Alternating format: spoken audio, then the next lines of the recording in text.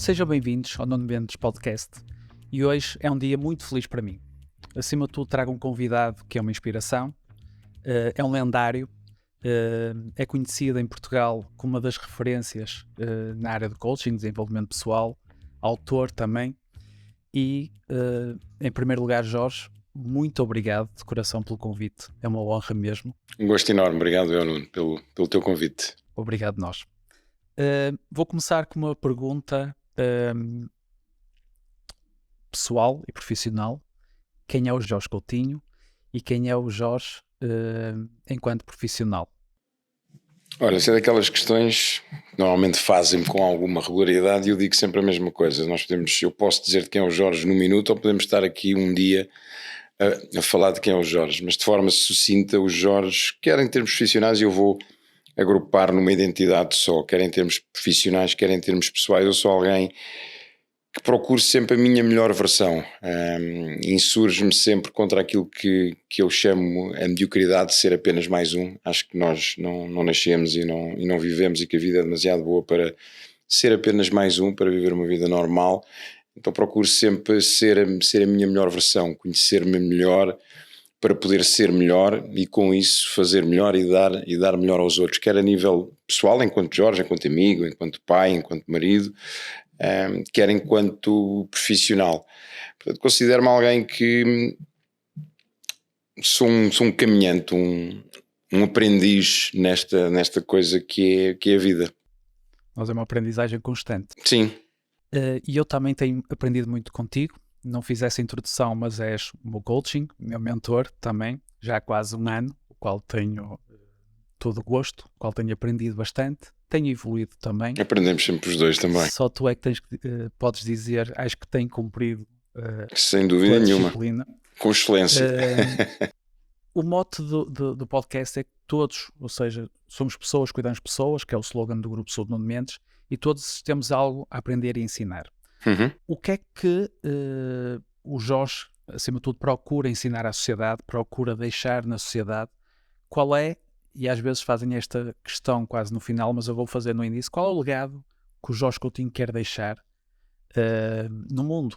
Porque no fundo estamos aqui de passagem e a nossa melhor versão é também transmitirmos isso diariamente, cumprirmos qual é a tua missão, propósito. Se calhar fiz-te duas questões já em simultâneo.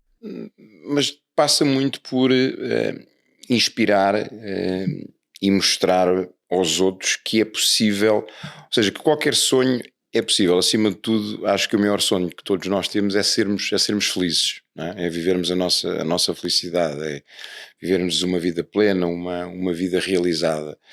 E por vezes tu acreditas que ou tens um significado para a vida plena, vida feliz, vida realizada, como uma vida onde, sei lá, onde não tens problemas, onde não tens desafios, onde dias difíceis ou momentos menos fáceis não fazem parte.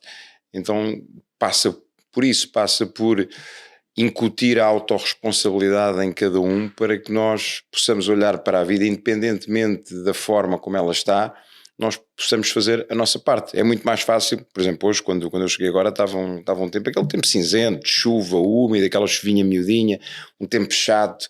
É daqueles dias que normalmente tem um impacto direto naquilo que é até o nosso bem-estar. É muito mais fácil nós sermos felizes e estarmos bem dispostos quando está um dia de sol, não é? Portanto, o céu está muito mais bonito, há muito mais luz, toca-nos a nós naquilo que é a produção da nossa, e tu sabes isso melhor que eu, a nossa vitamina D e as dopaminas, whateverinas e serotoninas e tudo mais. É mais cómodo também. Não é? Isso mesmo. Portanto, é tudo muito mais fácil. Agora, é também possível nós num dia menos bom encontrarmos os recursos dentro de nós para termos essa felicidade. Então eu faço por transmitir isso aos outros, faço por inspirar isso aos outros e acho que a melhor forma de nós inspirarmos e de transmitirmos isso é sermos um exemplo disso. Não é? Eu próprio, e é uma das coisas que eu faço por ser, e é muito importante para mim a integridade, a congruência, até no falhar, mostrar que também é normal, mostrar que ser humano e ter dias menos bons que também fazem parte, mas que independentemente disso conseguimos sempre no dia seguinte fazer diferente e conseguimos criar a nossa felicidade. Então como legado eu quero quero deixar que, e para mim é aquilo que representa ser lendário, muitas vezes fazem-me essa questão, o que é ser lendário? É termos a coragem de sermos felizes, ponto. Que é eventualmente o mais difícil na nossa vida. E o que é ser feliz? O que é para ti a felicidade? Para mim, ser feliz de uma forma simples é fazer o que eu quero, com quem eu quero e quando eu quero. De uma forma simples, não é? Fazer aquilo que eu quero, quando eu quero e com quem eu quero. Eu gosto, e ainda hoje falava nisto num almoço, sou alguém que gosto muito daquilo que faço, faço com muita intensidade, com muita entrega, tenho dias longos, tenho dias intensos, gosto de os ter, não é? Gosto de os ter, mas consegui encontrar o equilíbrio. Como, por exemplo, houve esta semana em que durante 2 dias eu dediquei-me a estar com pessoas que eu gosto. Eu estive fora, estive em São Paulo até terça-feira, cheguei, passei esse dia com a Mónica, depois no dia a seguir era o aniversário de alguém que é muito especial para nós, que é a tia Alice, e então fomos almoçar do restaurante Tia Alice, exatamente, fez 88 anos no dia 8 de março, uma senhora que tem uma alma absolutamente inspirador, é um ser de luz, como eu lhe digo, é um ser de luz e de amor. Então tivemos o privilégio de ir almoçar lá, ficar com a família, estarmos lá. Portanto, eu poder escolher com quem é que eu quero estar, quando é que eu quero estar e o que é que eu quero fazer. Portanto, isso para mim é o sinónimo de ser feliz. É lógico que depois dentro dessas 3 esferas existe muito mais coisas, mas acima de tudo isso. Costumo dizer que ninguém é totalmente feliz, não é? Ou seja, somos mais felizes perante a somatória desses mesmos momentos. Exatamente, não é? Exatamente.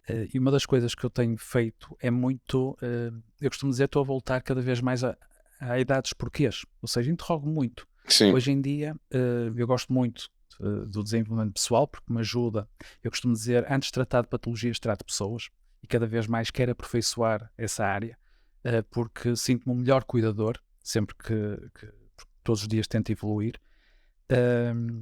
e no fundo, enquanto cuidador, é importante o desenvolvimento pessoal. O que é que consideras na sociedade, porque é que é importante o desenvolvimento pessoal? Porque hoje falamos muito, por exemplo, de alta performance, mas para mim, e conhecendo e trabalhando também em alta performance, hoje em dia o atleta de alta performance tem todo um leque, ou seja, acorda mais tarde, chega, por exemplo, a um clube de futebol, já tem tudo preparado, dorme a sesta, ou seja, tem a fase mais regenerativa. E temos um cidadão comum, vamos imaginar uma pessoa com filhos, que se levanta cedo, tem que arranjar os filhos, tem que levar os filhos às escolas, vai trabalhar, chega a casa, deita-se tarde, ou seja, no fundo, a performance hoje não é só para atletas, até porque a exigência da pessoa comum, por causa das multitarefas, por causa dos multi-estímulos, é cada vez maior. Por isso eu considero cada vez mais importante o desenvolvimento pessoal como um todo. Qual é a tua perspectiva? Porque tu trabalhas desde o cidadão comum ao CEO das grandes empresas, ou atletas de alta competição. Existe algo em comum? Existe muita discrepância? Qual a importância? Queres-me falar um bocadinho dessa tua experiência? Porque no fundo estamos com públicos diferentes, mas se calhar encontramos ali muitos pontos comuns.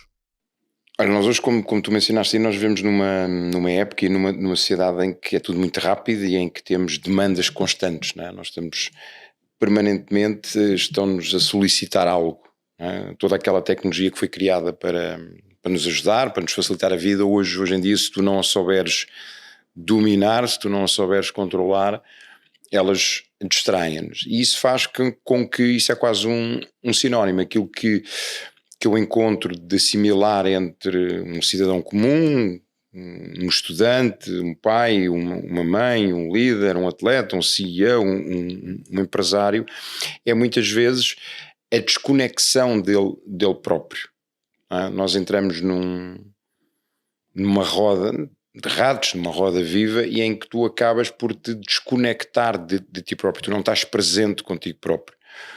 E então, muitas vezes, um processo de transformação, um processo de mudança leva, acima de tudo, a uma paragem, a tu olhares onde é que tu estás, perceberes porque é que fazes aquilo que fazes, porque muitas vezes já não sabes porque é que fazes aquilo que fazes, encontrares um propósito para aquilo que fazes, entenderes o que é que te trouxe até ali, o que é que precisas de continuar a fazer, o que é que precisas de parar de fazer, o que é que precisas de começar a fazer para te levar para o próximo nível.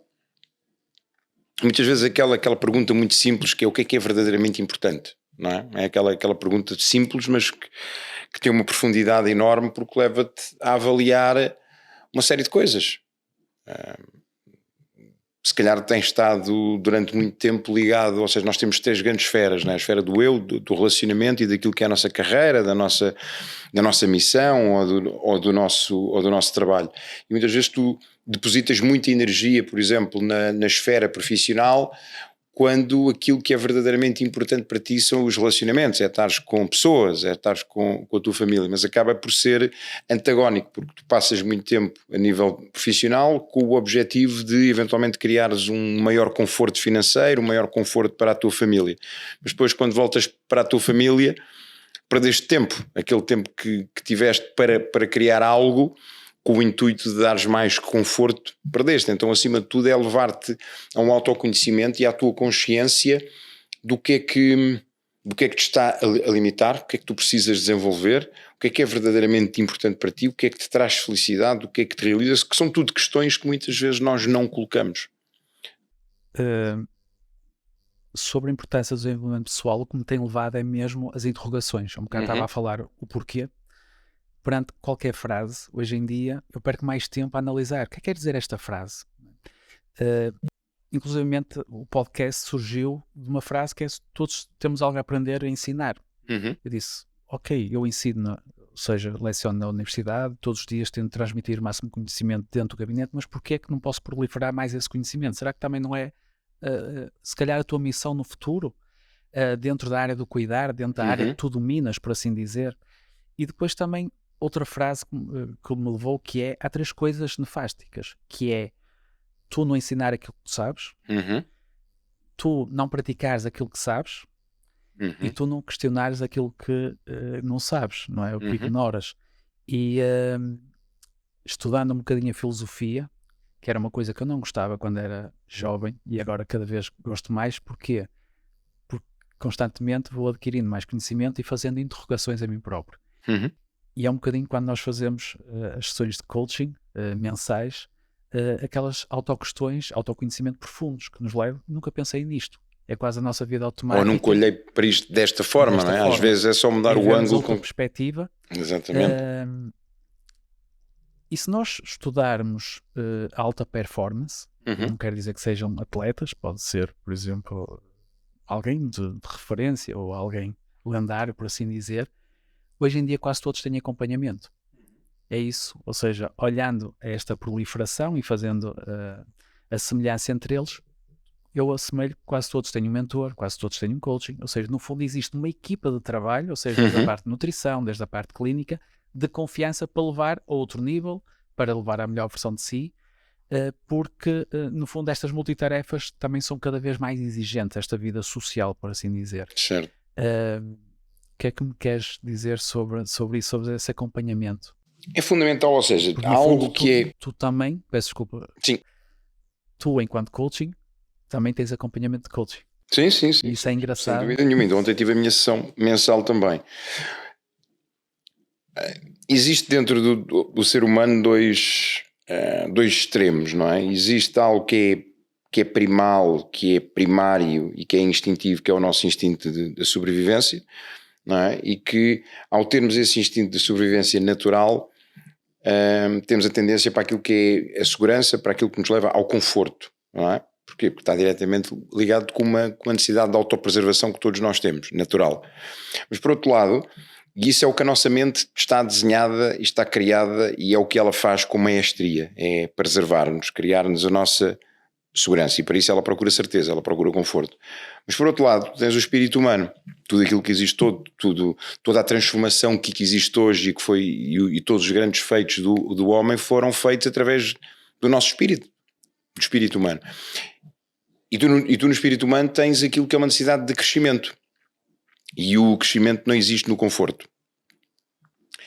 E é por isso que quando tens um mentor, quando tens um coach, quando tens alguém que te questiona, que te desafia, que que não aceita os teus limites, não é? Eu entro para o coaching, e fazendo aqui só até um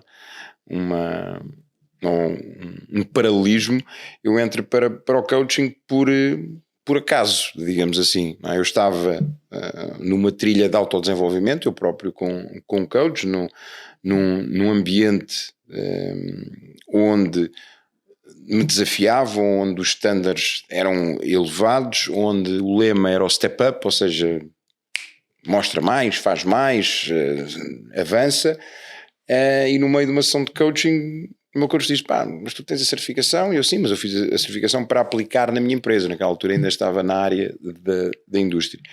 Nós estamos a precisar de coaches. Tu davas um excelente coach. E eu? E estamos a falar de uma organização, a organização Tony Robbins, a nível mundial, a melhor organização dentro desta área. E eu próprio, ou seja, fui desafiado por alguém que viu algo em mim que eu não vi. Então o facto de nós termos alguém externo, primeiro ele vai identificar ou vai nos levar a identificar coisas que são os nossos pontos cegos, coisas que tu não vês, porque ele tem essa capacidade, ele está desligado emocionalmente, ele tem outro processo mental que tu não tens, tem ferramentas que tu não tens e que até, embora tu as tenhas, tu não as consegues utilizar da mesma forma, porque te autossabotas naturalmente, autolimitas mais uma vez pela tua mente, e ele tem a capacidade de, através de questões, através de questionamentos que te fazem pôr em causa, mas porquê é que tu não consegues? Coisas simples, não, isso não é para mim, mas não é para mim porquê? Não é? E muitas vezes leva-te a ouvir algo que é um pensamento interno que tu tens, uma crença autolimitadora, mas que ao escutar tu por vezes vais, mas espera aí, isto não faz sentido, não é? Ou por um aprofundar, por um questionamento que vai aprofundar um tema, vai-te levar a uma tomada de consciência. E nós só mudamos quando ganhamos consciência de algo, porque há coisas que todos nós fazemos de forma inconsciente. Há limites que todos nós temos de forma inconsciente. E só quando os tornamos conscientes e quando decidimos ter a coragem de os eliminar, porque é mais fácil tu justificares uma crença por uma educação, uma crença por um evento que tu viveste, uma crença ou um limite por algo, do que teres a coragem de pôr em causa e de dizer, ok, eu tenho isto, mas eu quero resolver. Eu tenho isto, mas eu quero avançar. Não é? E o facto de teres, lá está, esse mentor, esse coach que não aceita os teus limites, que não aceita as tuas desculpas, que não permite que tu não vivas a tua melhor versão. E para quem quer de facto ser mais, alcançar mais, é fundamental ter essa perspectiva externa e ter alguém que, como tu dizes muito bem, questione. Às vezes é só, olha, mas por que não? Mas por que não? Ou porque sim dessa forma, não é?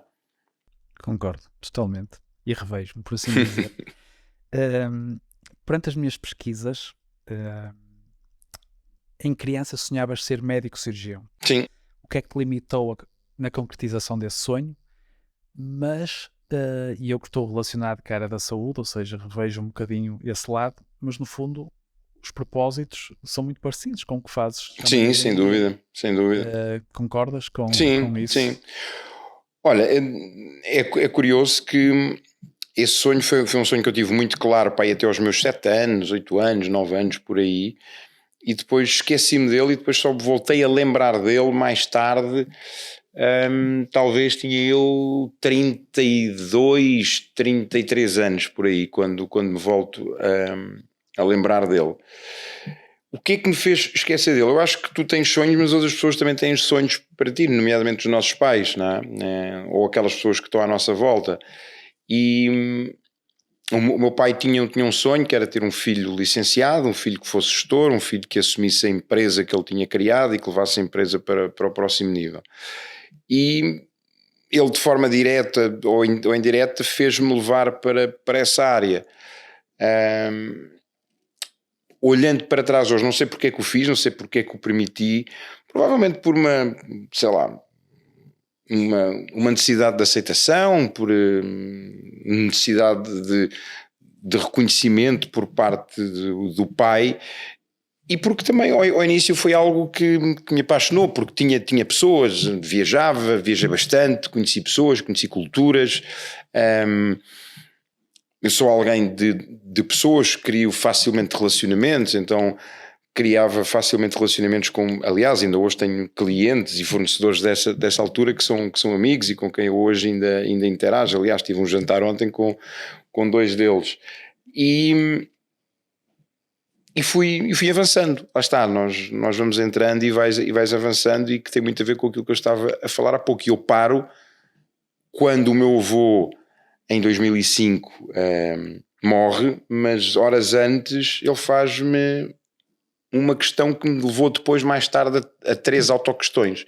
E a questão que ele me fez foi algo muito simples, mas profundo, que foi...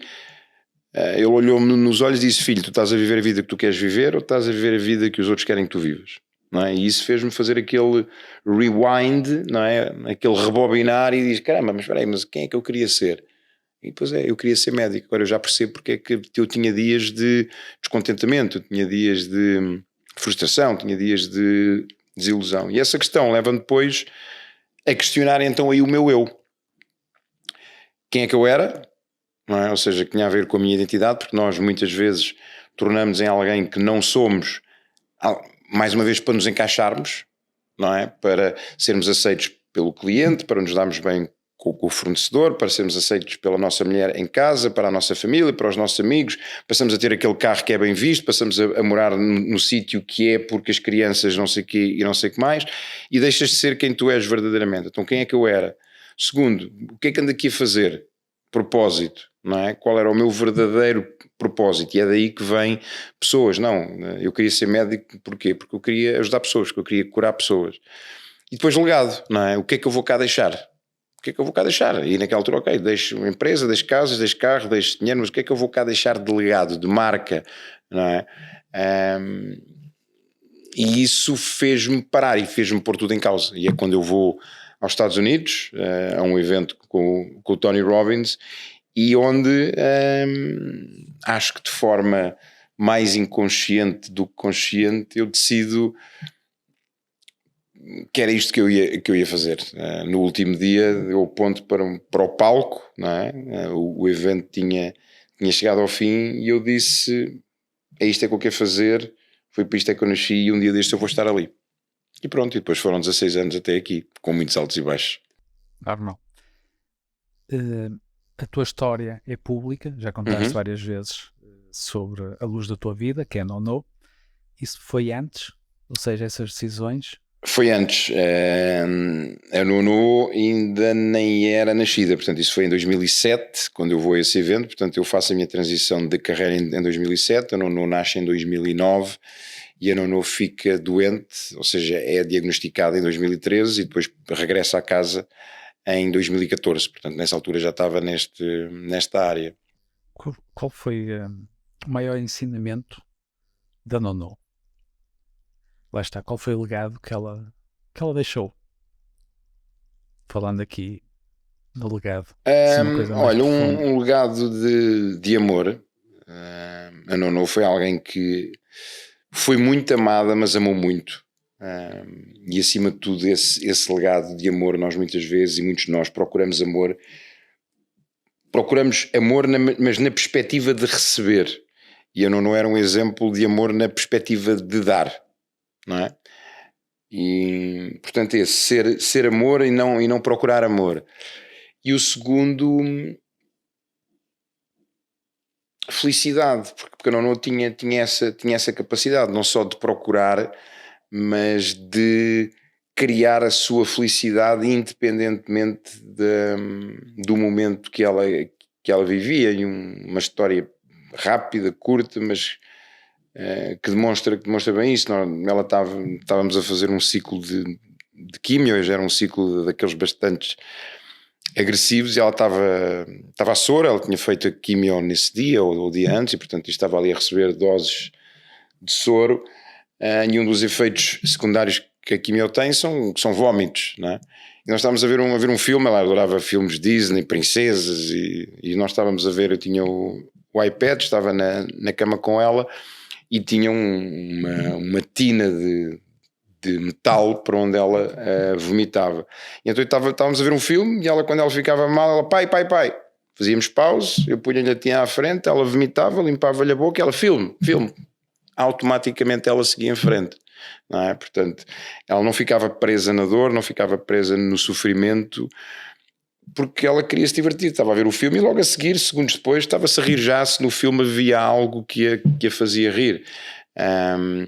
E tu no IPO vês muito isso, e eu ainda hoje falava isso com alguém, e principalmente na ala pediátrica, acho que todos nós devíamos ir um dia lá ver o que...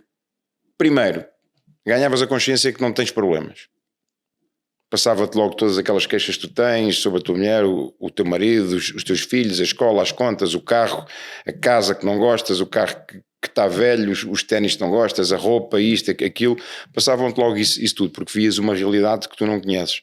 E segundo, se tivesse a capacidade de estar atento, vias o quão fácil é ser feliz, porque aquelas crianças estão ali, elas dão-nos uma lição de coragem, e dão-nos uma lição de felicidade, porque elas encontram no meio da dor, no meio do sofrimento, elas encontram a felicidade. E mais, a capacidade que elas têm inata de ajudarem. Eu lembro-me quando a Nono entrou, estava uma outra criança que era o Pedro, o Pedrocas, ele tinha uma leucemia, estava muito debilitado.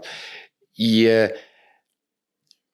a tendência natural dele foi acolhê-la, foi mostrar-lhe, está tudo bem, olha, estamos aqui, está tudo bem, vou ser teu amigo, portanto, e é algo que é inato, e nós enquanto adultos muitas vezes esquecemos disso, esquecemos dessa empatia e que tu falavas, não é? Que pessoas cuidam de pessoas, precisam de pessoas e precisam, e ali tu vias isso, mas numa forma automática, numa forma natural, numa forma quase instantânea. Portanto, e resumindo aqui, amor e felicidade. Obrigado pela partilha. Era essa, obrigado. Há pouco tempo ouvi uma frase que é: nós deixamos, ou melhor, nós encaramos como velhos porque deixamos de ser crianças. Sim. Ou seja, deixamos de brincar. Sim. E às vezes nós pensamos que só temos muito a aprender com os idosos, com as pessoas mais velhas, com a experiência. Efetivamente, cada vez mais me deparo essa importância. E eu próprio, em termos profissionais, lido com várias faixas etárias, mas cada vez mais aquelas coisas, missão de vida, etc. Lido com muita criança. Se calhar 50%, 60% do meu trabalho, não posso monitorizar, é com crianças, desde crianças com 4 meses, ou hoje, por exemplo, em termos de consulta, com 16 anos. E há pouco tempo, ou seja, estava aqui numa criança, o qual também conheces, que referenciaste, que está a correr mesmo muito, muito bem o tratamento. Eu deparei-me com uma questão que andava aqui há algum tempo já, e sentia em ti uma pessoa para me ajudar e para partilhar. Nunca tinha partilhado isto com ninguém, porque lá está, são aquelas coisas que nos ocorrem no dia a dia, que é: eu tenho poucas crianças a chorar na minha consulta. Porquê? Por isso também o meu desenvolvimento pessoal foi muito ir buscar técnicas de hipnose, técnicas na área da espiritualidade, somatoemocional, libertação somatoemocional, ou seja, eu falo muito com elas, com os olhos, com uma linguagem não verbal. E depois aprendo muito com os abraços, com os gestos, e essa linguagem gestual é uma aprendizagem para mim, constante, que as crianças me transmitem. Mas depois há aqui uma questão que é: eu lido com casos mesmo muito complexos, muitas pessoas não têm noção os casos clínicos que nós temos diários, e noto que essas crianças, perante um trauma, perante um acidente, começam com tratamento e depois têm uma evolução enquanto seres humanos muito acima da média, muitas vezes daquela idade. Ou seja, o que é que tu entendes por isso? Ou seja, porque é que elas desenvolvem depois do trauma, depois da dor, depois de terem passado por essas dificuldades? Porque no fundo o adulto tem muito mais consciência, mas a criança é algo se calhar mais biológico, mais espiritual. Queres partilhar um bocadinho? Qual é a tua ideia? Vou-te dar a minha visão. Qualquer evento negativo, qualquer situação causa-nos sempre dor, não é? Eu acho que as crianças, de uma forma natural, como não estão formatadas ainda, elas primeiro aceitam com muito mais facilidade que nós, não é? Nunca perguntou, até porque não tinha essa consciência, não é? Porquê eu? Porquê é que isto me aconteceu? Porque não outra pessoa? Porquê é que isto me está a acontecer? Fiz algum mal? Ou seja, nós temos a tendência, o nosso cérebro tem uma necessidade de congruência, no sentido de quando faz uma questão ele tem que encontrar a resposta. Só que tu tens que ter a consciência e a inteligência de colocar a questão certa. Tu não podes permitir que seja a tua mente a colocar as questões. Ou seja, a nossa mente faz o papel dela, nós temos que fazer o nosso. Não é? Há muitas pessoas que pensam que é a mente que nos comanda, mas não, sou eu que comando a minha mente. Ela só me comanda quando eu abro mão. Nas crianças, fruto de não haver toda esta formatação que nós adultos temos, para elas é muito mais fácil o aceitar. Para elas é muito mais fácil o viver com uma situação adversa.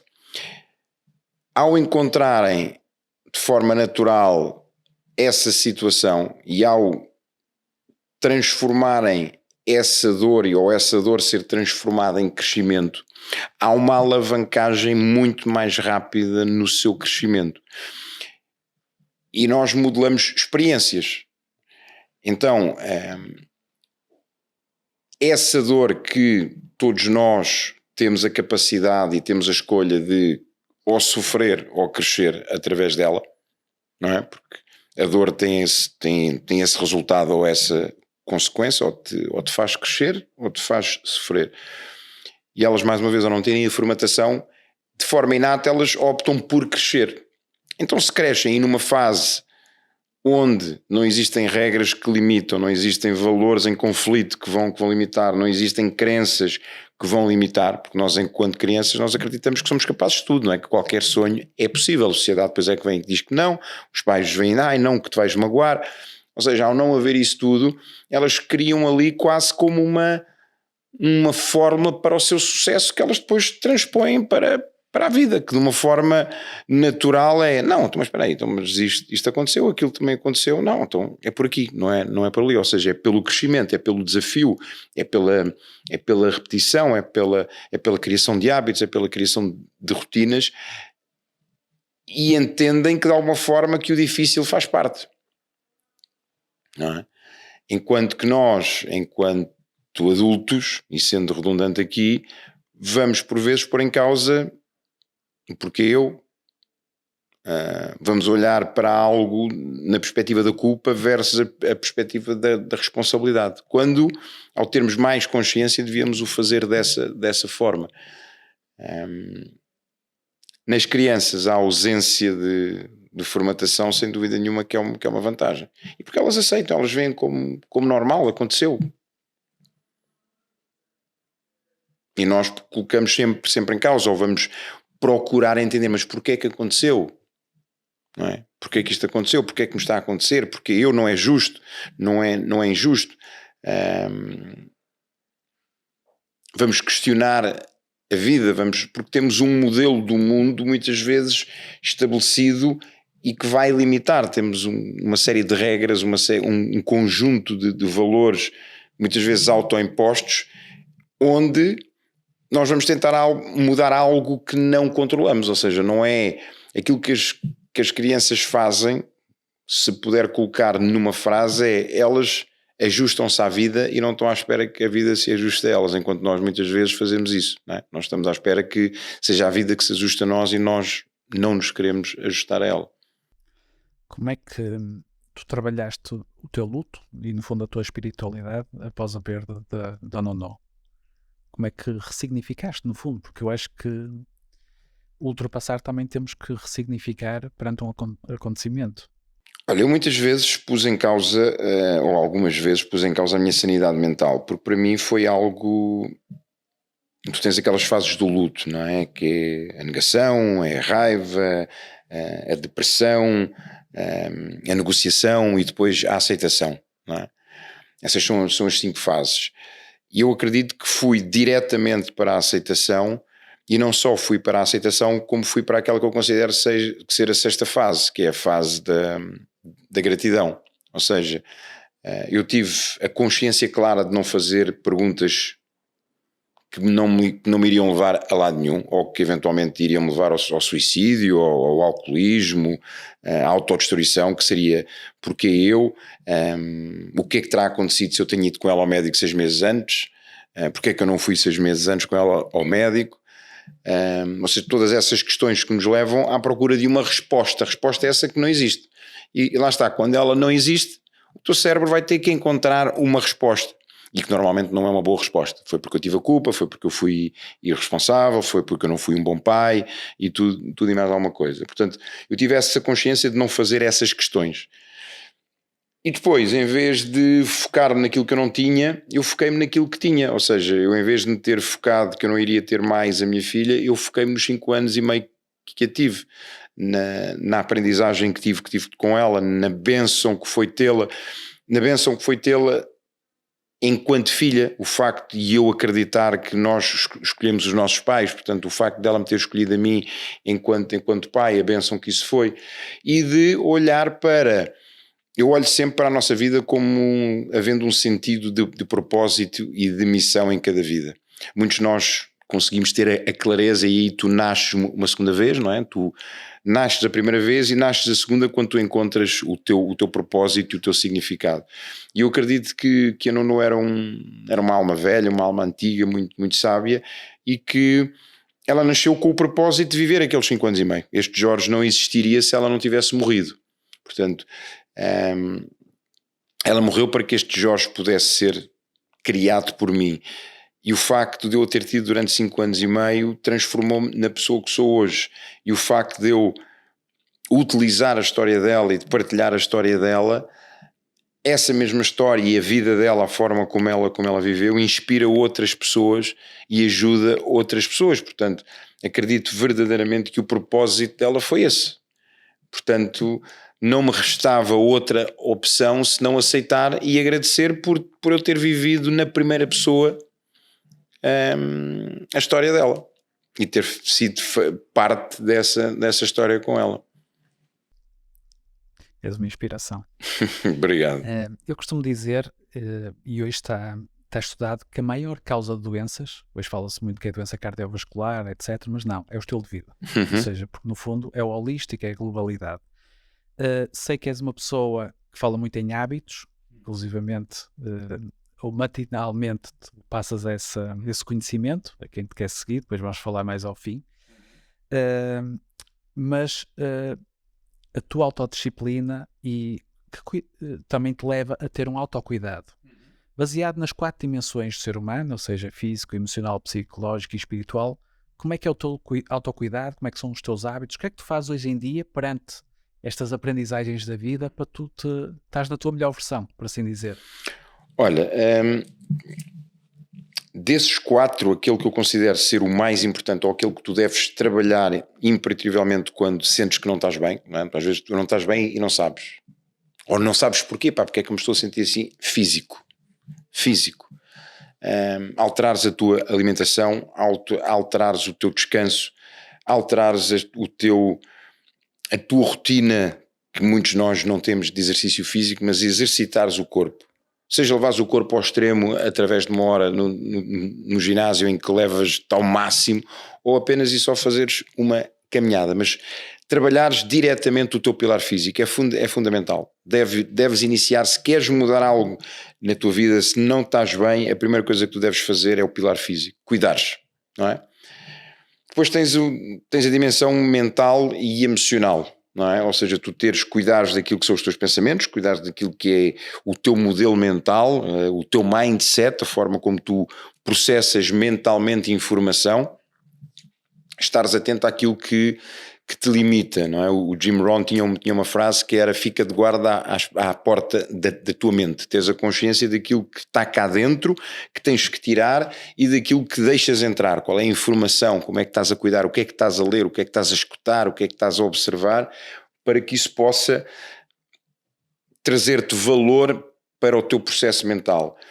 Emoções, entenderes Quais são as emoções com que tu vives diariamente? Se és alguém que olhas para a tua última semana e dizes, não, espera aí, as emoções que eu mais me lembro que tive foi frustração, foi raiva, foi culpa, foi desilusão, foi ansiedade, foi medo, foi ódio, foi tristeza, foi tudo e mais um par de botas. Ok, o que é que tu precisas de fazer para sair desse estado? Se essa é a tua casa emocional, o que é que tu precisas de fazer para criares uma nova casa emocional? Até porque aquilo que é o nosso pensamento e aquilo que é o nosso sentimento, ou seja, o nosso modelo mental, o nosso processo mental e a nossa inteligência emocional, por assim dizer, vai influenciar naquilo que é o teu comportamento, não é? É aquela tríade que eu chamo de tríade do mente: sentimento, pensamento e comportamento. Não é? Se tu queres mudar a forma que tu ages, tens que mudar aquilo que tu pensas, ou aquilo que são os teus pensamentos e aquilo que são as tuas emoções, os teus sentimentos. E depois a espiritualidade como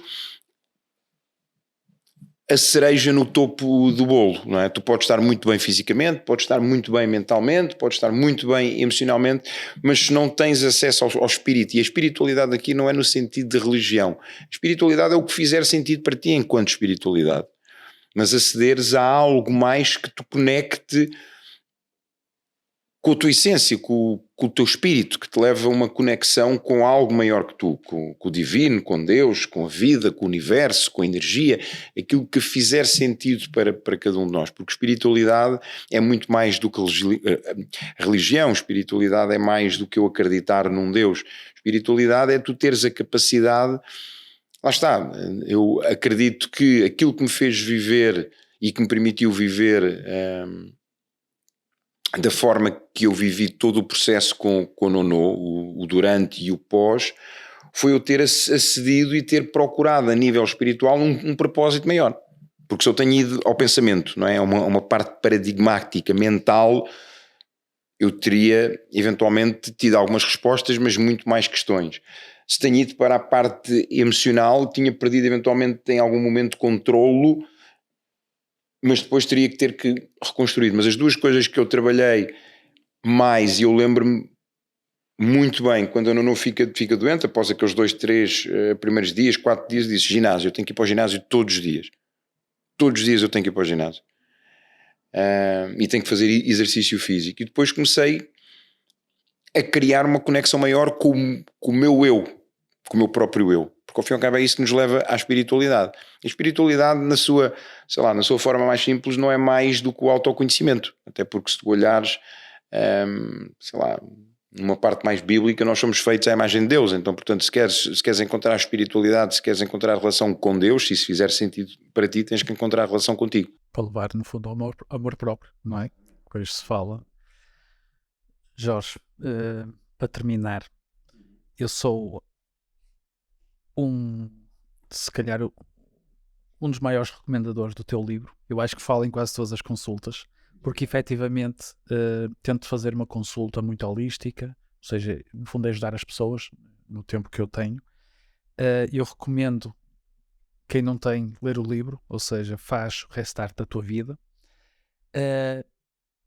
Quem quiser saber mais sobre o Jorge, encontrar formações, encontrar workshops, onde é que pode procurar, por assim dizer? Instagram, Jorge Coutinho 13 é a minha rede primordial. Facebook também, Jorge Coutinho, e jorgecoutinho.com na internet. Portanto, aí tem toda a informação sobre palestras, sobre eventos, sobre workshops, tudo isso. E estás a preparar mais uma surpresa este ano, não é? Pelo que eu sei. Estou a preparar um evento de 3 dias que é o Restart. É um evento que eu estou a investir muito amor, muito carinho. Acredito que vai ser algo transformacional. É uma imersão de 3 dias baseado no livro e que vai ter 3 dias e 3 pilares, ou seja, consciência, direção e ação, com o objetivo durante aqueles 3 dias de te levar a identificar onde é que tu estás, o que é que te trouxe até ali, o que é que te limita, quebrares essas ligações com os teus limites. Segundo dia, criares uma direção, criares a tua visão de 10 anos, onde é que tu queres estar daqui a 10 anos, e no terceiro dia criares um plano de ação, saís dali com algo tangível e que coloques em prática, e para que no final desses 3 dias tu possas dizer que o teu futuro depende de ti e não depende de mais nada a não ser das decisões que tu tomas e das ações que tu irás fazer mediante aquilo que irá acontecer, não é? Porque uma coisa é o plano e outra coisa é depois o que é que a vida faz com esse plano. Que são nos dias que eu vou estar presente. 31 de março, 1 e 2 de abril, já próximo. E depois também tens a formação internacional de coaching em maio. É exatamente, em abril, logo a seguir. Portanto, de 22 a 29 de abril, são 8 dias em sala, onde é uma formação que trabalha não só a parte do coach, dar-te ferramentas, metodologia, a identidade de coach, mas acima de tudo, e antes disso, nós fazemos ali uma desconstrução e uma reconstrução do teu eu, não é? De quem tu és enquanto pessoa, ganhares consciência de ti para depois então poderes criar o coach em ti, quer seja a nível profissional, quer seja a nível pessoal. Uma última pergunta para terminar, ficávamos aqui muito mais horas, mas vamos terminar. Um Jorge que salta de um avião, e um avião muito, muito, muito longínquo, e que tem a possibilidade de dar uma mensagem ao mundo quando abre o paraquedas, ou seja, porque fazendo uma analogia para os teus saltos de passado, por assim dizer, que mensagem é que gostavas de deixar a todas as pessoas que estão a ouvir e no fundo ao mundo? Qual era uma frase simples? Epá, uma frase simples é o sejam felizes.